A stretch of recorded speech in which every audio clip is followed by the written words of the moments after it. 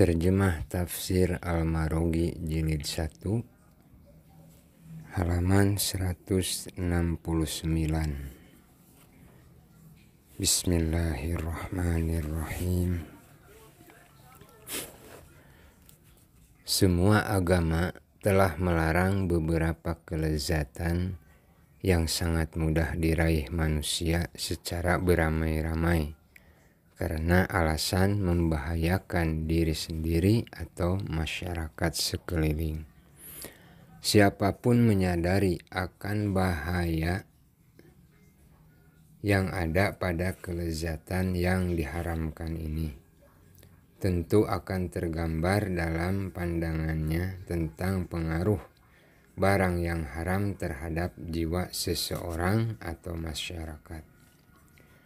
Dan tentu akan meninggalkan hal-hal yang haram itu jauh-jauh. Demikian halnya dengan orang yang percaya terhadap Allah dan hari akhir. Ia akan melihat akibat yang terjadi karena perbuatan melanggar larangan agama, yakni kotornya jiwa yang akan menjauhkan dari kemuliaan, terutama sekali kelak ketika setiap wajah ada yang tampak putih berseri-seri dan ada yang tampak hitam pekat, tampak susah karena banyaknya dosa yang dilakukan. Jadi seseorang yang menerima petunjuk melalui lisan Rasulullah dan mengamalkannya, berarti ia telah berbahagia karena selamat dari kesusahan dan kekhawatiran yang akan mencekam dirinya kelak di hari pembalasan di hadapan Allah Rabbul Alamin. Ketika itu semua makhluk berdiri di hadapan Allah untuk menerima pembalasan amal perbuatannya selama di dunia.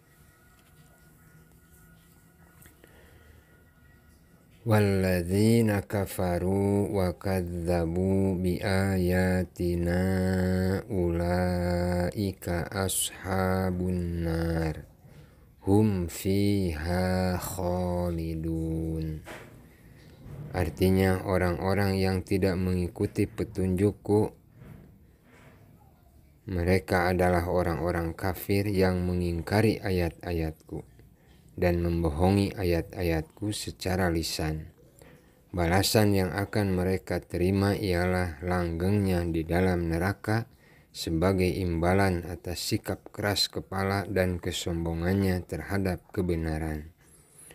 Di samping keingkaran dan tidak maunya mengikuti petunjuk, bahkan lebih memilih jalan setan, bahkan lebih memilih jalan syaitan. Keadaan orang seperti ini merupakan kebalikan dari orang-orang yang disebut terdahulu, yakni orang yang mendapat petunjuk dan mengamalkan perintah Allah. Bersikap membohongi itu merupakan sikap kekafiran yang lahir dari sebuah keyakinan yang menolak kebenaran Rasulullah.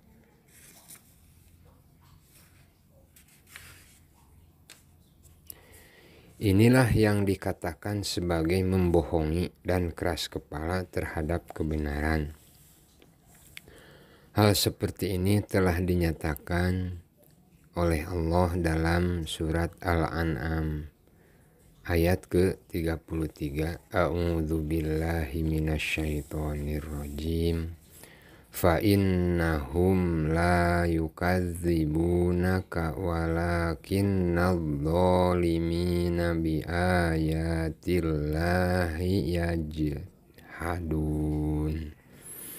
Artinya, karena mereka sebenarnya bukan mendustakan kamu, tetapi orang-orang yang zalim itu mengingkari ayat-ayat Allah. Al-Quran Surat Al-An'am ayat ke-33. Memang terkadang kafir itu berada di dalam hati, sedang di lisan tampak bersikap membenarkan kebenaran. Hal ini seperti yang terdapat pada sifat-sifat orang munafik. Al-Baqarah ayat 40 sampai 43. A'udzu billahi minasyaitonir rajim. Ya bani Israil azkuru ni'mati allati an'amtu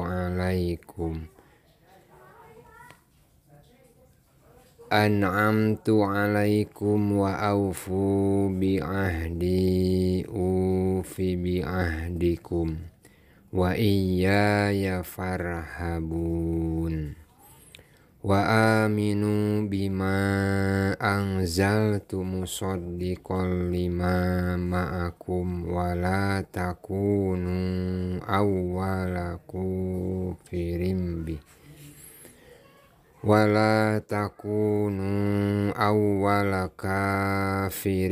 bih wala tashtaru bi ayati samanan qalila wa iyaya fattaqun wala talbisul haqqa bil batili wa taktumul haqqa wa antum ta'lamun wa aqimus sholata wa atuz zakata warka'u ma'ar raki'in. Artinya, wahai Bani Israel, ingatlah akan nikmatku yang telah aku anugerahkan kepadamu, dan penuhilah janjimu kepadaku. Niscaya aku penuhi janjiku kepadamu, dan hanya kepadakulah kamu harus takut. Berimanlah kamu kepada apa yang telah aku turunkan Al-Quran yang membenarkan apa yang ada padamu Taurat. Dan janganlah kamu menjadi orang-orang yang pertama kafir kepadanya. Dan janganlah kamu menukarkan ayat-ayatku dengan harga yang rendah. Dan hanya kepada akulah kamu harus bertakwa. Dan janganlah kamu campur adukan yang hak dengan yang batil. Dan janganlah kamu sembunyikan yang hak itu sedang kamu mengetahui. Dan dirikanlah sholat, tunaikanlah zakat, dan rukuklah beserta orang-orang yang ruku.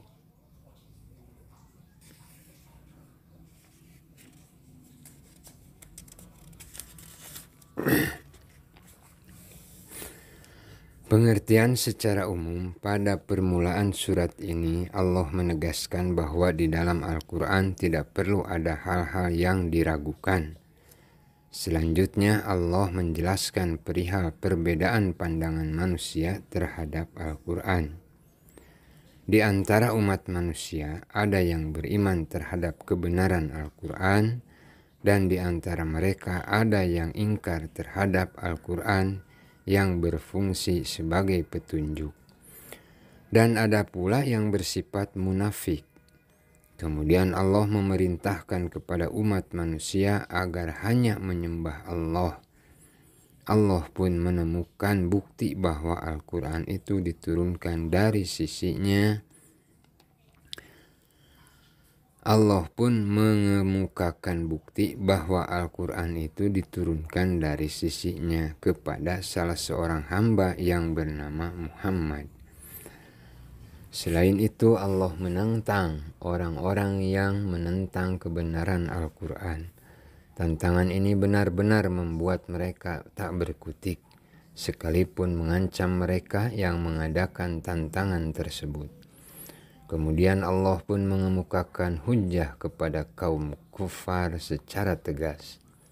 Allah menyatakan bahwa mereka dihidupkan Allah sebanyak 2 kali dan dimatikan sebanyak 2 kali pula.